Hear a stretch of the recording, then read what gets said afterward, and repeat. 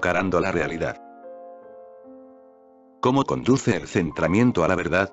¿Cómo se puede diferenciar entre una experiencia proyectada y un verdadero sentir? Maestro, dijiste la última noche que para realizar eso, la verdad trascendental omnipresente, uno debe realizar primero el centro de su ser. Luego dijiste que para esto, el centramiento es una necesidad.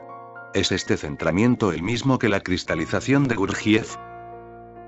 Por favor, indícanos cómo este centramiento o cristalización es distinto del reforzamiento del propio ego, y cómo conduce a la trascendental verdad, al eso. El hombre nace con un yo, pero no con un ego. El ego es una creación de la sociedad, un desarrollo posterior. El ego no puede existir sin que existan las relaciones. Tú puedes existir, el yo puede existir, pero el ego no tiene existencia propia. Es un subproducto del relacionarse con los demás. Por eso el ego existe entre tú y yo. Es una relación. El niño nace con un yo, pero no con un ego. El niño desarrolla el ego. A medida que se va haciendo más y más social y se relaciona más, el ego se puede entenderse como ser, pero en este contexto parece ser más adecuado yo y reservar ser para Ben. Desarrolla. Este ego está en tu periferia donde te relacionas con los otros, justo en los límites de tu ser. El ego está en los límites de tu ser, y el yo es el centro. El niño nace con un yo, pero es inconsciente. Él es un yo, pero no es consciente de ese yo. La primera consciencia del niño llega con su ego. Se vuelve consciente del yo, no del yo. En realidad se hace consciente en primer lugar del tú. El niño percibe en primer lugar a su madre. Luego, como reflejo, se percibe a sí mismo. Primero percibe los objetos a su alrededor. Luego poco a poco, comienza a percibir que él está separado de ellos. Este sentimiento de separación es el que le da el sentimiento del ego y, debido a que en primer lugar el niño se vuelve consciente del ego, el ego se convierte en un recubrimiento del yo. El ego sigue creciendo porque la sociedad te necesita como ego, no como yo.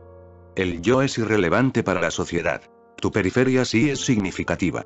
Y surgen muchos problemas. El ego puede ser enseñado y el ego puede ser vuelto dócil y puede ser forzado a ser obediente. El ego puede ser ajustado, pero no el yo. El yo no puede ser enseñado, el yo no puede ser forzado. El yo es intrínsecamente rebelde, individual. No puede ser convertido en parte de la sociedad. Así que la sociedad no está interesada en tu yo. La sociedad está interesada en tu ego, porque se puede hacer algo con el ego y no se puede hacer nada con el yo. Por eso la sociedad ayuda a fortalecer el ego y tú continúas viviendo alrededor de tu ego. Cuanto más creces, cuanto más social te vuelves, más educado, más culturizado, más civilizado, más posees un ego definido. Entonces empiezas a funcionar desde tu ego, no desde el yo, porque eres inconsciente totalmente respecto de él. Así pues, tu esencia continúa en el inconsciente, en la oscuridad interior, y una falsa construcción, una creación social, el ego, se convierte en tu centro. Te identificas ahora con tu ego, con tu nombre, con tu educación, con tu familia, con tu religión, con tu país. Todas esas cosas son solo parte de tu ego, no de tu yo, porque el yo no pertenece a tus padres, el yo no pertenece a tu país, el yo no pertenece a ninguna religión, el yo no pertenece ni siquiera a tu propio yo. No le pertenece. El yo es libertad. Es libertad total. Existe por sí mismo. No pertenece a nadie, no depende de nada. Él es. Pero el ego pertenece a algo. Existe según un modelo. Si eres dejado solo durante un largo periodo, tu ego se va hundiendo. Poco a poco, sentirás que tu ego está languideciendo, porque el ego requiere de ayuda constante por parte de los demás. Necesita energía constante, comida de los demás. Por eso es por lo que el amor te proporciona un enaltecido sentimiento del ego, porque en el amor el otro te aporta un significado, valor. Te vuelves, por primera vez, importante. Y en el amor, los amantes se ayudan mutuamente. El amor es una comida muy sutil para el ego. La suprema vitamina para el ego, es el amor. Por eso es que Mahavira y Buda y Mahoma y Cristo huyeron de la sociedad. No fue realmente un escapar de la sociedad. Ellos escaparon hacia la soledad. No fue en contra de la sociedad. Básicamente era para determinar si sus egos eran capaces de subsistir fuera de la sociedad. Y Mahavira, continuamente durante 12 años, permaneció en soledad tan solo para disolver su ego, esta creación social. Escogió permanecer sin un centro durante un tiempo de modo que un verdadero centro, un auténtico centro, pudiera surgir. Uno ha de entrar en una discontinuidad. Esa discontinuidad implicará un caos porque estás centrado en el ego y el verdadero centro está oculto detrás. A menos que disuelvas este falso centro no puedes alcanzar el verdadero centro, porque no tienes necesidad. El ego desempeña su papel. El ego es suficiente por sí mismo en cuanto a lo que concierne a la sociedad, en cuanto al mundo, en cuanto a lo que concierne a las relaciones. El ego es suficiente. Si te retiras a una vida solitaria en ausencia de relaciones, este ego no puede subsistir porque es un puente entre tú y yo. Si el tú no está presente, el puente no puede existir en una orilla. Necesita de dos orillas para existir. Por esto es por lo que al retirarse en soledad se convierte en una profunda sadhana. Pero te puedes engañar a ti mismo. Si te retiras en soledad y empiezas a hablar con Dios, otra vez estás creando tu ego. Has creado el tú, el otro, de nuevo. Si te retiras en soledad y rezas a Dios y empiezas a hablar con Dios, entonces has creado un tú imaginario. Ahora el ego puede de nuevo existir. De modo que permanecer en soledad quiere decir permanecer sin el tú, totalmente solo. Entonces este ego no puede existir. Se marchitará y serás arrojado a un caos porque estarás, durante cierto tiempo, sin centro. Este caos ha de ser encarado. A menos que lo enfrentes no podrás estar centrado en tu yo. Tienes que pasar por él. Los místicos cristianos lo han llamado la noche oscura del alma. Realmente uno se vuelve loco, porque cuando uno no tiene centro alguno, está loco. No tienes referencia respecto a la cual puedas funcionar, no tienes unidad ninguna. Eres solamente fragmentos sin energía en ellos, sin centro, sin foco. Eres una multitud. Te volverás loco. Has de afrontar esta locura. Esta locura. Este es el único coraje que requiere la revolución religiosa. El volverse loco, el permanecer sin un centro. Esta es la auténtica austeridad. El atravesarla sin crear otra vez un nuevo centro falso. El ser tan honesto que, a menos que un verdadero centro surja, no crees ningún intermediario. No se puede predeterminar. Mahavira tuvo que permanecer en soledad durante 12 años. Mahoma permaneció así, solo, durante 30 días. Depende de muchas cosas. Yo siento que Mahavira tuvo que esperar durante 12 años porque era el hijo de un gran rey. Debió de haber estado profundamente arraigado en un falso ego, más que Mahoma. No era ningún corriente. Su ego era mayor que el de Mahoma. Mahoma era tan solo un pobre hombre sin un ego desarrollado, ineducado, un donadie. Era un donadie. Pero Mahavira era un personaje. Pertenecía a una gran familia. Poseía una gran herencia, un ego muy refinado, bien educado, culto. Poseía un ego muy cristalizado en todos los aspectos. Fueron necesarios 12 años para disolverlo. Jesús permaneció en soledad solamente durante 40 días. También era un pobre hombre sin ningún soporte para su ego. Cuanto más progresa la civilización, más difícil es, porque toda civilización con alto progreso tiene un efecto solidificante sobre los egos que constituyeron esa civilización. Atravesar un caos sin centro alguno, el ser un caos, te arroja al final del centro, al verdadero centro, al yo. Hay muchos métodos para poder atravesar este caos y destruir este ego. Pero esto es una cosa básica. El tener el coraje suficiente para permanecer sin un centro durante un cierto periodo de tiempo. Puedes lograrlo entregándote. Puedes entregarte a alguien, al maestro. Si la entrega es total, no tendrás ego. Eres capaz de ser un yo, pero no un ego. Por eso es que la entrega es algo tan difícil. Y cuanto más egoísta es una época, más difícil se vuelve el entregarse. Al entregarte te abandonas a ti mismo, te conviertes en una sombra, simplemente sigues las instrucciones. No piensas en ello. Dejas de existir. Pero siempre uno reflexiona sobre la entrega, empieza a pensar, si me entrego entonces dejaré de ser un individuo. Esto es entonces absolutamente incorrecto. Si te entregas, solo entonces podrás ser un individuo, porque ego no es tu individualidad. Es algo falso, solamente una fachada. Si entregas lo falso, vas a explotar a lo real. Y esa es la belleza de la entrega. No puedes entregar el yo. Es imposible. Solamente puedes entregar el ego. Puedes abandonar únicamente aquello que te ha sido dado. No puedes abandonar tu yo. Eso es imposible. No hay tal posibilidad. ¿Cómo vas a abandonar a tu yo? Puedes abandonar algo que haya sido colocado en ti, algo que sea puesto por la sociedad. En realidad, únicamente puedes entregar lo que no te pertenece, lo que no eres. Esto parecerá contradictorio, paradójico. Solo puedes dar lo que no eres. Lo que eres, no puedes entregarlo. De modo que al entregarte abandonas todo lo que sabes que eres. Entonces solamente el yo permanece, aquello que eres y que no puedes abandonar. Cuando se abandona lo falso, se encuentra lo real. Hay pues dos formas, dos caminos básicos. Uno es la entrega. Hay muchas maneras de entregarse, pero la base es entregarse siempre a alguien. No es importante a quién. Es absolutamente insignificante a quién se entrega uno. Lo verdaderamente importante es el entregarse. A veces sucede que el maestro no es en sí un auténtico maestro, pero si te entregas, puedes alcanzar el verdadero yo.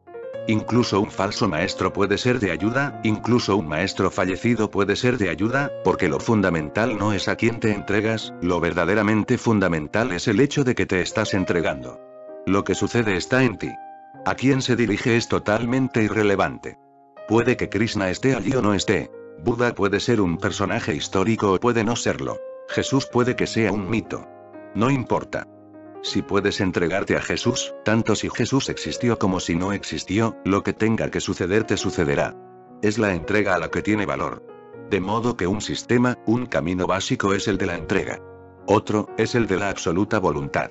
No te entregues, pero entonces sé absolutamente tú mismo. Dije que cuando te entregas, el yo no puede ser entregado. Entregues lo que entregues ha de ser el ego, lo falso, la persona, no la esencia. Otro camino fundamental es el de ser tú mismo totalmente, sin entregarte, pero en este caso ha de ser pura voluntad. De nuevo, el ego carece de voluntad. No puede tenerla. El ego carece absolutamente de voluntad porque una entidad falsa no puede poseer la cualidad de la voluntad. La voluntad pertenece a lo real. Tú careces absolutamente de voluntad. Por la mañana decides algo. Por la tarde lo suspendes. En el mismo instante en estás decidiendo, una parte de ti lo está cancelando. Dice sano. Profundiza, y en algún lugar en un rincón, el odio se esconde. En ese mismo instante. Decides, voy a hacer esto, y en ese mismo instante lo contrario está presente. La voluntad significa ausencia de lo contrario en la mente. Voluntad significa uno, sin dualidad. El ego no puede tener voluntad alguna. El ego significa muchas voluntades contradictorias simultáneamente. Eres una multitud por lo que respecta al ego, y ha de ser así. Es natural, porque el ego es creado con las relaciones. Es un subproducto. Tienes gran cantidad de relaciones, así que tu ego es una construcción hecha de multitud de relaciones. No puede ser único. Es una multitud. Realmente considéralo desde este punto. Posees una parte de tu ego que fue creada con tu madre. Un fragmento de ego que fue creado por ti en relación a tu madre. Otra parte de tu ego fue creado por ti en relación con tu padre. Otro fue creado en la relación con tu esposa. El fragmento que fue creado por tu esposa no puede ser el mismo que el que fue creado por tu madre. Serán antagonistas. Lucharán en tu interior, la parte del ego que está en ti también peleará. No es solo que tu madre y tu esposa peleen en el exterior, la parte del ego que está en ti también peleará. No es solo que tu padre y tu madre peleen en tu interior. Tú tienes pues muchos pedazos, eres una multitud en el nombre del ego. Una multitud. Constantemente estás en lucha, en conflicto. No puedes querer hacer porque no eres. El hombre no es hombre porque no es uno. Eres una multitud, y una multitud sin una unidad verdadera. Tienes muchas caras, tienes muchas voluntades. En cierto momento, en cierta situación, un fragmento es el amo. Entonces dices algo, entonces decides algo. En ese momento sientes que posees voluntad, pero al instante siguiente la voluntad se ha evaporado. Otro fragmento ha emergido, y este fragmento no era consciente de tus decisiones. Te enfadas y entonces decides. No me enfadaré de nuevo. La parte que estaba enfadada no ha decidido esto. Esto es otra parte y ambas no se encuentran nunca en tu vida. La segunda parte te dice, he decidido no enfadarme, no es la parte que estaba enfadada. Y no coinciden. La parte que estaba enfadada seguirá enfadada mañana, y la parte que esté enfadada se olvidará por completo de lo que decidiste. Y otra vez te arrepentirás. La otra parte emergerá de nuevo, y así indefinidamente. Gurdjieff solía decir que somos como una casa en la que el amo está ausente o está dormido. Durante años la casa no ha conocido al que es su amo. Y hay muchos sirvientes. Los sirvientes han olvidado al que es su amo. Y hay muchos sirvientes. Los sirvientes han olvidado por completo que hubo alguna vez un amo. O bien está dormido o bien se ha ido. Durante años los sirvientes han vivido en la casa sin el amo. Alguien pasa por la casa. Un sirviente está afuera y le pide a este sirviente, ¿quién es el amo? El sirviente contesta, yo soy el amo. Otro día, el mismo hombre pasa de nuevo por la casa y encuentra a algún otro. Le pregunta, ¿quién es el amo? El segundo sirviente dice, yo soy el amo. Todos los sirvientes proclaman que son el amo, y nada puede decidirse porque el amo está dormido o se ha ido a alguna otra parte. Esos sirvientes amos pueden tener algún valor decisorio, pero no pueden asumir sus decisiones. Pueden prometer agosto, pero no pueden cumplirlo. No son los amos en absoluto. Esta es la situación con el ego. No tiene voluntad. Así que el segundo camino es crear una voluntad. Si creas una voluntad, entonces el ego desaparece, porque solamente el yo posee voluntad. Si empiezas pues con la voluntad, si insistes en tener voluntad, poco a poco irás avanzando. El ego no puede querer hacer, y si tú insistes en querer hacer, el ego desaparecerá. La entrega es un camino fundamental, el camino de los bhaktas. Tap, voluntad, es el segundo camino básico. El camino de los guerreros, de los luchadores. Cada camino posee multitud de técnicas, pero lo fundamental es esto. Gurdjieff empleó el segundo camino, el camino de la voluntad. Lo denominó cristalización. Dijo, si quieres hacer, entonces poco a poco cristalizarás en tu centro. El ego no puede existir con una consciencia con voluntad. No puede existir. Por eso Gurdjieff utilizó métodos muy intensos para alcanzar la integración interna. Por ejemplo, solía decir, no durmáis durante 7 días. Suceda lo que suceda, no durmáis. Puedes estar sin comer durante 7 días. No es difícil. Pero estar sin dormir durante 7 días es muy difícil. Estar sin comer durante 7 días no es tan difícil. Un hombre puede permanecer sin comer durante 90 días al menos, sin ningún peligro. Pero con el sueño es difícil. El comer es un acto voluntario. Puedes comer, puedes dejar de comer. El sueño no es un acto voluntario. Es involuntario. O llega o no llega. No puedes traerlo, no puedes forzarte a dormir. Puedes obligarte a comer o a no comer más. Eso es algo voluntario. Pero el sueño es un fenómeno no voluntario. No puedes forzarlo en ti. Y cuando el sueño se presenta, no serás capaz con tu ego, de mantenerte despierto. Pero puedes insistir. Puedes decir, suceda lo que suceda, no dormiré. Estoy dispuesto a morir, pero no a dormir. El discípulo principal de Gurdjieff, Ouspensky, se estaba muriendo, pero no quería acostarse. Continuaba andando. Se estaba muriendo y era consciente de que la muerte estaba a punto de presentarse, pero no quería acostarse. Los médicos le insistían, trataban de persuadirlo, pero él no quería acostarse. Él decía, no, voy a morirme andando. Voy a morir conscientemente. Empleó incluso la muerte para crear voluntad, y murió caminando. Fue el primer hombre en la historia de la humanidad que murió mientras caminaba, conscientemente. Considera, reflexiona sobre qué es lo que estaba sucediendo en su interior. No era un simple sueño, era la muerte. Y no estaba dispuesto a entregarse ni incluso a la muerte. Este es un camino anti-entrega. No estaba dispuesto a entregarse, ni tan siquiera a la muerte. El cuerpo estaba muy enfermo, viejo. Aquellos que le estaban cuidando no podían hacer lo que él hacía, ellos tenían que dormir. Alguien dormía y otro hacía guardia. Un grupo de 12 personas continuaba vigilándole, pero durante 3 días consecutivos, día y noche, continuó andando. No se sentó. No quería arreglo ni concesión alguna con la muerte. Murió como hombre cristalizado. Usó la muerte para crear voluntad. Puedes luchar con el sueño, puedes luchar con el comer, puedes luchar con el sexo, puedes luchar con lo que quieras, pero si lo haces, hazlo sin concesiones. Entonces no te entregues. Permanece absolutamente en ello. Pero el ego no puede estar plenamente en algo. Y si insistes en dedicarte plenamente, el ego desaparecerá y de repente te darás cuenta de un centro diferente en ti. El ego no puede querer hacer, por eso si quieres hacer el ego no podrá existir. O bien entrégate totalmente o quiere totalmente. Entonces comprenderás que esas partes aparentemente contradictorias no son realmente contradictorias, porque una cosa es común, la totalidad. O total entrega o total voluntad. El ego nunca puede ser total en algo. Siempre es fragmentario, está dividido. Sé total, en cualquier cosa, y el ego desaparecerá. Y cuando no hay ego, por primera vez te das cuenta de tu auténtico centro. Yo lo llamo centramiento. Gurdjieff lo llamó cristalización. Las palabras no importan mucho. Mediante este centramiento te conviertes en un ser. Mediante este centramiento estás en la existencia. Antes de esto estabas en la sociedad, no en la existencia.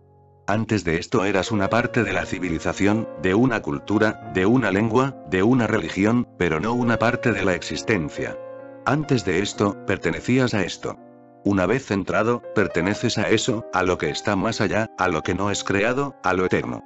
Entonces llegas al origen. Puedes llamarlo Dios, puedes llamarlo alma. Puedes llamarlo como quieras.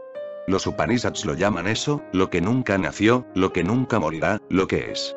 Este centramiento es posible. No es imposible. Parece imposible, aparece como imposible, es imposible para el ego, no para ti. Es imposible para el ego porque el ego no puede alcanzarlo. Más bien al alcanzarlo, el ego morirá. Las antiguas escrituras del yoga dicen, escucha lo que el maestro te diga y síguelo, porque él es tuyo. Diga lo que diga, es tu propia voz interior. Por eso afirman que el verdadero maestro, el auténtico gurú, mora en ti. En tu exterior, el maestro es simplemente una ayuda para despertar a tu maestro interior. Por eso, en verdad, entregarse al maestro es entregarse al yo. El algo así como esto. Te plantas ante un espejo y, por primera vez, descubres cuál es tu cara mediante el espejo. El maestro es simplemente un espejo. Si te entregas serás consciente de tu propio yo. Este es un modo. El otro es hallar tu propia voluntad. Y decide cuál es tu camino, porque, tal y como sé, hay mucha gente que simplemente se lo piensa. A veces creen que es la entrega, a veces creen que es la voluntad. Así funcionan. Cuando les hablas de la voluntad, ellos piensan en la entrega. Cuando les hablas de la entrega, ellos piensan en la entrega. Cuando les hablas de la entrega, piensan en la voluntad. Así es como trabajan los fragmentos del ego. Si te digo, entrégate, entonces pensarás, ¿cómo voy a entregarme? ¿Qué le sucederá a mi individualidad, a mi libertad? Y no tienes ninguna realmente. Ni individualidad, ni libertad. Pero entonces te asustas de perder algo que no posees. ¿Cómo voy a entregarme? Y si te digo entonces, no te entregues. Crea una voluntad. Entonces dirás, soy tal débil, ¿cómo voy a crearme una voluntad? Es tan difícil. Y ambas vías tendrán su contraparte en tu ego. Y seguirás dudando. Este dudar nunca te ayudará a alcanzar tu centro. Decide. O esto o eso, y entonces síguelo. Y síguelo absolutamente, totalmente, porque esa totalidad, en último término, ayuda a destruir la falsa estructura del ego. Y cuando el falso centro deje de existir, conocerás el auténtico centro. Habrá una discontinuidad caótica. Uno ha de enfrentarla. Es doloroso, pero es un dolor de parto. Uno tiene que pasar por ello, es necesario. Pero cuando llegues al centro, entonces sabrás que cualquier pago ha valido la pena. Lo que has ganado excede toda valoración, y hayas hecho lo que hayas hecho, no ha sido nada. Pero antes de llegar, tu esfuerzo es muy valioso. Y, por último, puedes estar aún confuso y creer que te has centrado o que has cristalizado, tan solo porque tienes un ego cristalizado. ¿Cuál es pues la diferencia? ¿Cómo juzgar si estás centrado en el ego o si estás centrado en el yo? Hay que recordar tres cosas. Una, si existes en el ego, nunca puedes permanecer en silencio. Nunca. Estás en una multitud, en un mercado. Tu ego es un producto del mercado. Nunca puedes permanecer en silencio. Segundo, nunca puedes encontrar ni un ápice de felicidad, porque la felicidad pertenece solamente al verdadero centro. El silencio únicamente pertenece al verdadero centro. Son cualidades del auténtico centro. No necesitas hacer un esfuerzo para obtenerlas. Están allí. Si estás en el ego, tu felicidad estará siempre en el futuro. Nunca se habrá obtenido, estará por obtenerse. Y tercero, cuando estés en el ego tu motivación vital será el miedo. Hagas lo que hagas, tu motivación radicará en el miedo, estarás basado en el miedo. Si amas, lo harás por miedo. Si rezas, rezarás por miedo. Si piensas en Dios, pensarás por miedo. Si te enriqueces, te enriquecerás por miedo. Si haces amistades, y hagas lo que hagas, el motivo básico radicará en el miedo. Estas tres cosas. No habrá silencio posible porque habrá una multitud en conflicto por tensiones. Y habrá tensiones y conflictos, ansiedad y angustia, pero no silencio, no felicidad, porque la felicidad pertenece al centro, no al ego. Y el miedo tendrá una dirección, porque el ego está constantemente atemorizado por la muerte, porque el ego es simplemente algo producido. No es una realidad, por esto está asustado de la muerte. El yo nunca está asustado por la muerte, el yo nunca ha conocido la muerte. La muerte es imposible para el centro, para el auténtico centro. La inmortalidad es su cualidad intrínseca, su naturaleza. Recuerda pues estas tres cosas. La mente será una tensión constante, una angustia constante, un anhelo por la felicidad, pero no una experiencia, y todo es inestable, basado en el miedo. Tu religión será puro miedo. Tus creencias, tus filosofías, puro miedo, existiendo únicamente para esconder el miedo, para escapar del miedo, para engañarte a ti mismo. Si permaneces en el verdadero centro, el silencio será tu naturaleza, sin depender de situación alguna. No es que exista una situación determinada en la que estés en silencio. Sea cual sea la situación, estarás en silencio. No podrá ser de otra forma. Nada podrá alterarte. La alteración estará allí, pero tú permanecerás sin verte afectado, inaccesible. Nada penetrará en tu centro. Es imposible. El silencio entonces, no depende de la situación.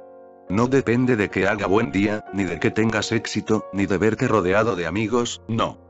No depende de la situación. El silencio está allí. Sea cual sea la situación, el silencio y la felicidad están ahí. No en el futuro, sino aquí y ahora. Y esta felicidad no es algo que ocurra en cierto momento. Es un estado. No es que hoy estés feliz.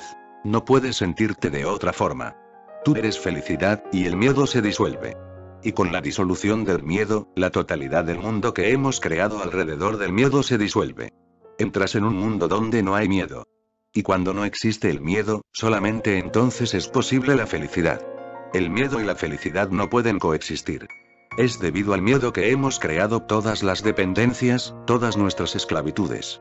Nuestro encarcelamiento se debe al miedo. Recuerda pues estas tres cosas. Y una vez que hayas conocido tu verdadero centro, ya no serás el mismo. El hombre viejo ha muerto y un nuevo hombre ha nacido. Es un nuevo nacimiento.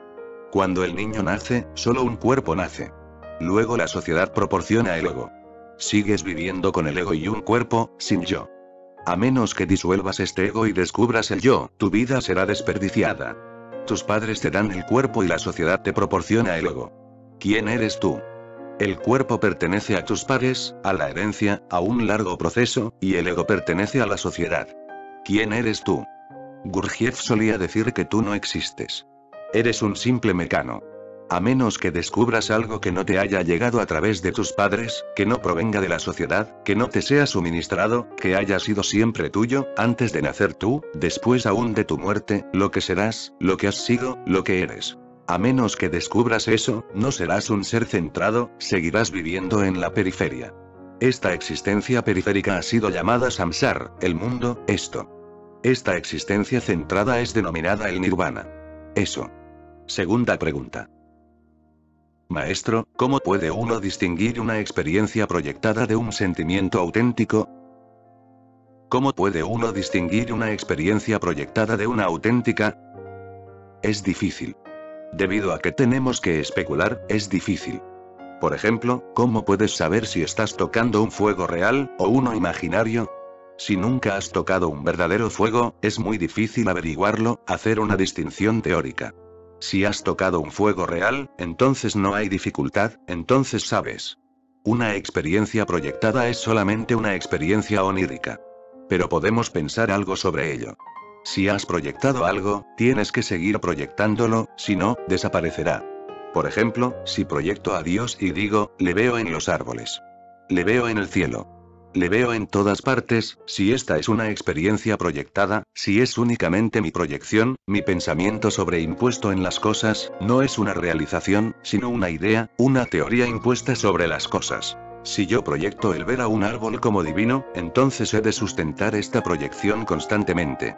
Si dejo de repetirlo, si me olvido por un solo instante, lo divino desaparecerá y solo quedará un árbol. Con una experiencia proyectada, has de mantenerla continuamente. No puedes tomarte un descanso, no puedes tomarte unas vacaciones. Los mal llamados santos no pueden irse de vacaciones. Continuamente han de estar al tajo. Están trabajando y trabajando día y noche. Si los detienes un solo instante, su experiencia proyectada desaparecerá. Unos amigos me trajeron un místico sufí. Era un viejo y decía que durante 30 años había estado vivenciando a Dios en todas las cosas. Y así parecía, lo parecía. Estaba en éxtasis, bailando, sus ojos encendidos con alguna desconocida experiencia. Así que le pregunté a ese hombre, a ese místico, durante 30 años lo has estado viviendo, ¿tienes que hacer aún algún esfuerzo? Él dijo, tengo que estar recordándolo en todo momento. Continuamente he de estar recordándolo. Si me olvido, todo desaparece. Por eso le pedí que abandonara todo esfuerzo durante 3 días y que se quedara conmigo. Estuvo conmigo solamente una noche. A la siguiente mañana me dijo, ¿qué es lo que has hecho? Lo has destruido. Mis 30 años de esfuerzo y tú has acabado con todo. Empezó a llorar. Los mismos ojos que habían estado prendidos de algo desconocido, se tornaron feos. 30 años de esfuerzo. Y dijo, ¿cómo? ¿En qué infortunado momento tuve que acudir a ti? ¿Qué es lo que has hecho? ¿Por qué me dijiste que lo dejara durante 3 días?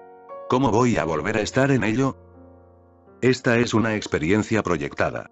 Se lo dije, es mejor que no te envuelvas otra vez en ello porque has desperdiciado 30 años en un sueño. Puedes desperdiciar 30 vidas, pero ¿qué provecho vas a obtener con eso? Las experiencias auténticas no requieren de esfuerzo.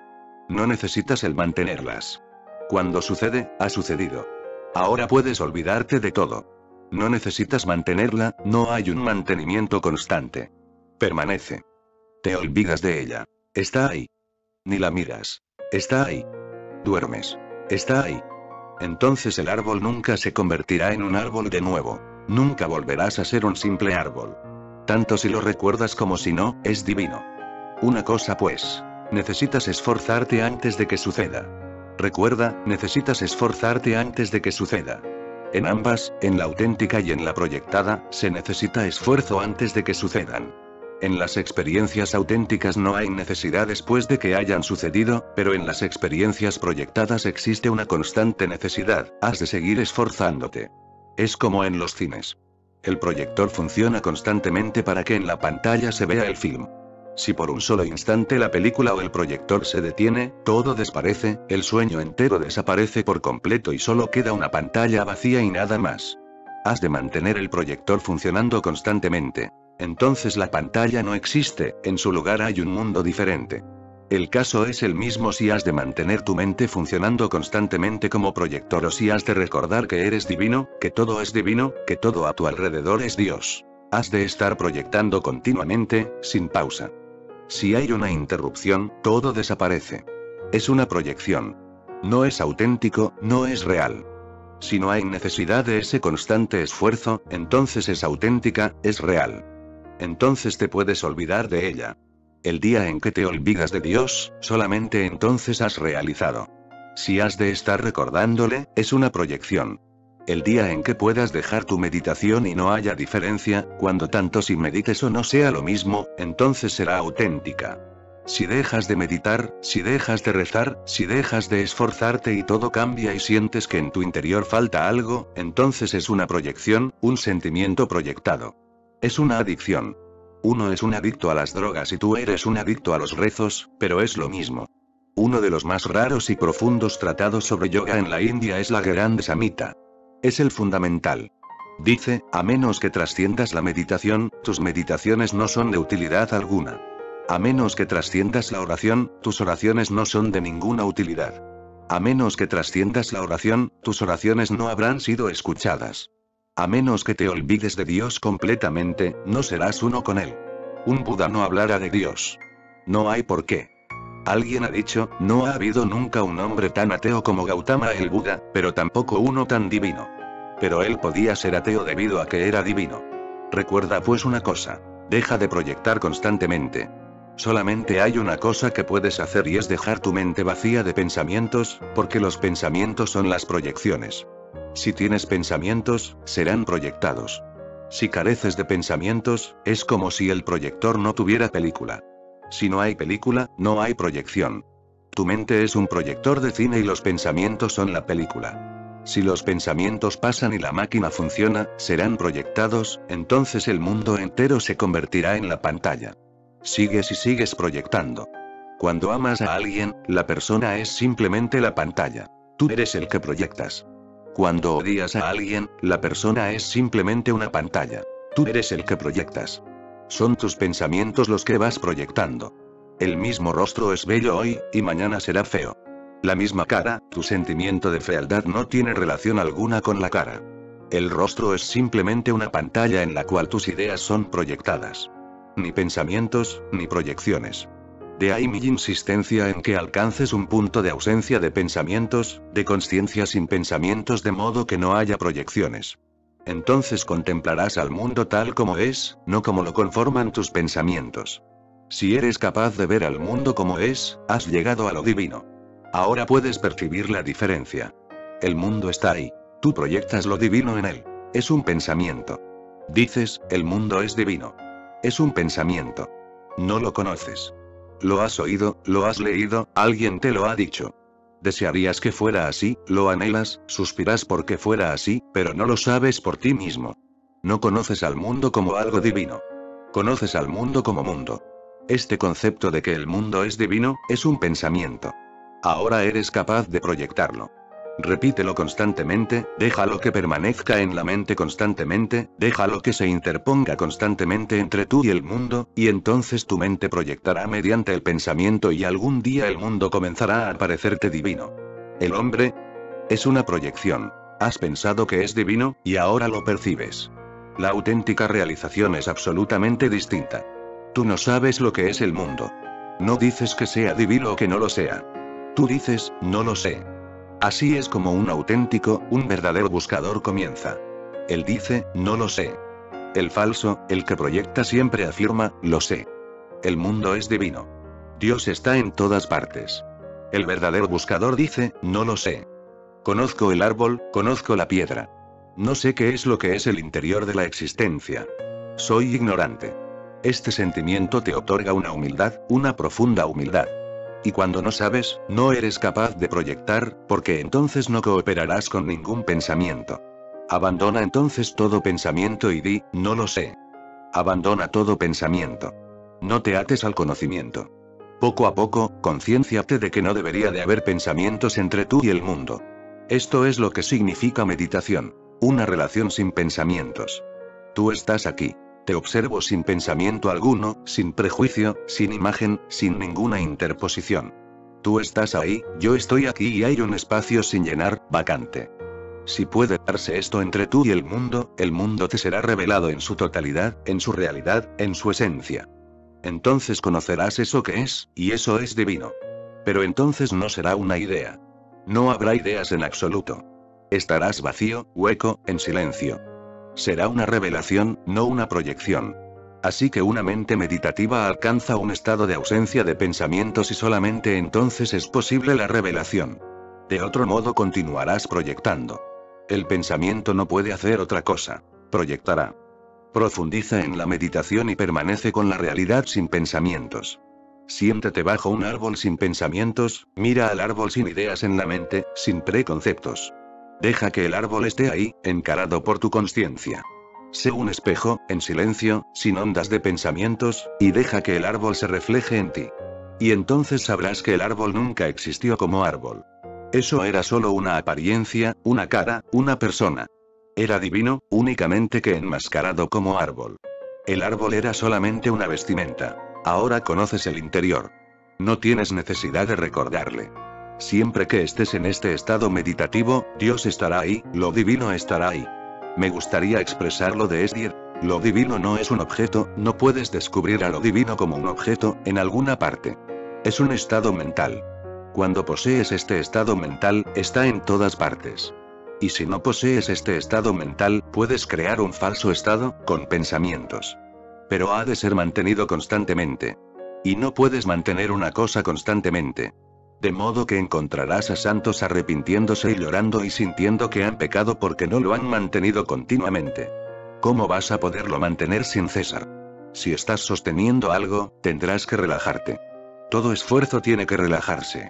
Si has estado intentando recordar que el árbol no es un árbol sino Dios, al cabo de un cierto tiempo tendrás la mente tan en tensión que necesitarás de un descanso. Cuando descanses, el árbol será un mero árbol, y Dios habrá desaparecido. Luego lo volverás a intentar, y así continuarás. Con el esfuerzo, la relajación está implícita. Vendrá. Puedes hacer cualquier cosa esforzándote, pero no llegará a formar parte de tu ser. Se te seguirá escurriendo una vez y otra. Por eso, si una y otra vez pierdes cierto sentimiento, has de saber que eso es una proyección. Cuando no puedes perderlo, entonces haces lo que quieres hacer o dejas de hacer lo que no quieres hacer. Eres lo que quieras ser. Me gustaría contarte una historia.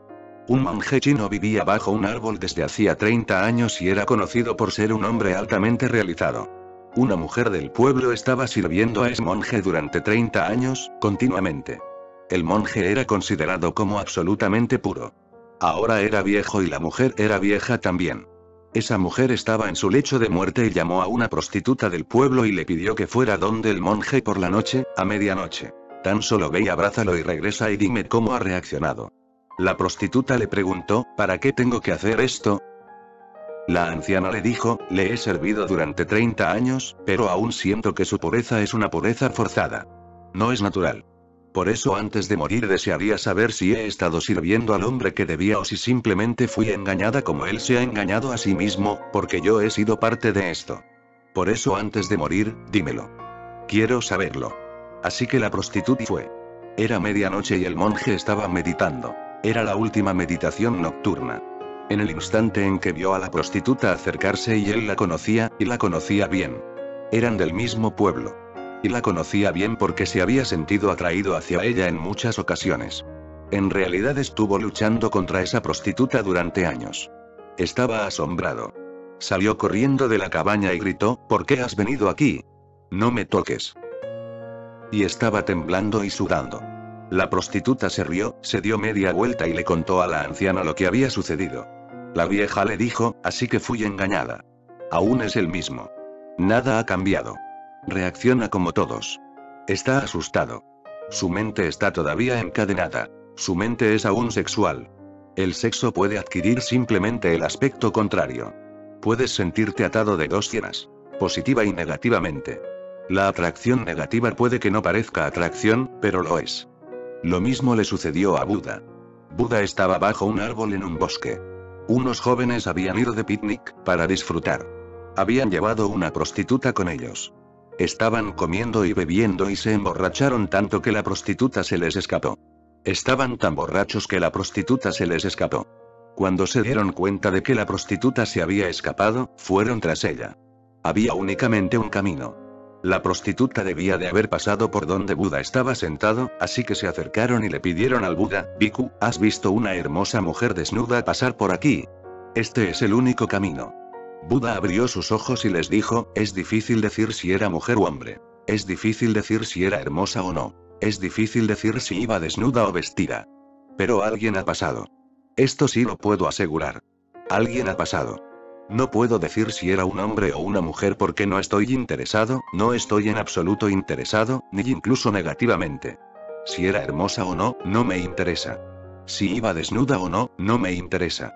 Esto puedo garantizar. Alguien ha pasado. Y una cosa más. La noche es tan silenciosa. Muchachos, ¿os parece correcto ir en pos de alguien que ha pasado? ¿Es correcto tratar de encontrar a esa persona? ¿O es mejor venir y sentarse junto a mí y encontrarse a uno mismo? La noche es muy silenciosa, ¿qué me decís? ¿Es mejor encontrarse a uno mismo o ir en busca de algún otro? Esta es una mente muy diferente, sin ataduras ni negativas ni positivas, como si éstas carecieran de significado. Puede subsistir un significado, incluso cuando creas que no existe. Más bien, hay aún más. El tratar de mantener cualquier estado mental, cualquier esfuerzo por mantenerlo, demuestra que estás todavía luchando. No es una realización. Es aún un esfuerzo por imponer algo. Mantente pues en silencio, sin pensamientos, y entonces sabrás qué es. No pienses en ello y no formules de antemano nada sobre ello. No te preocupes de filosofías ni de teorías metafísicas, no te preocupes de ideas. Solo entonces es revelada la realidad. Si te ocupas de las ideas, proyectarás algo sobre la realidad y la realidad servirá simplemente de pantalla. Y este es el peligro. Puedes llegar a conocer todo lo que quieras, puedes proyectar lo que quieras.